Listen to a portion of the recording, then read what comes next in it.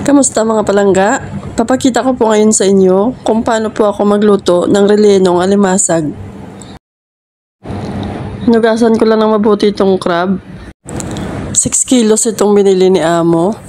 Pero kukunti lang din naman ito pag nahimay na mamaya. Nilaga ko lang ito at nang lumamig na, hinimay-himay ko lang isa-isa.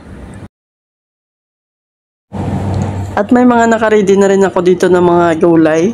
Dinaan ko lang ito sa food processor para maging pino yung pagka-slice. Nagisa lang ako ng bawang at saka sibuyas. Pinagolden brown ko lang ito. Saka ko inalo yung carrots, mushroom at bell pepper. Nilagay ko na rin yung hinimay kong alimasag. Nilagyan ko rin ito ng parmesan cheese, cream cheese, whipping cream at mais. Naglagay din pala ako dito ng paminta at asin. Niluto ko lang ito ng mga 5 minutes at binalik ko ito sa shell. Gustong gusto ito ng mga alaga ko. Dati hindi sila kumakain ito.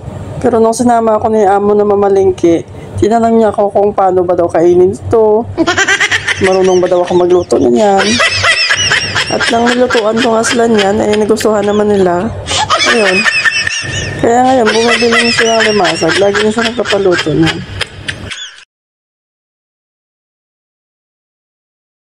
Nilagyan ko din ito ng mozzarella cheese at binik ko ito sa oven ng mga 10 minuto.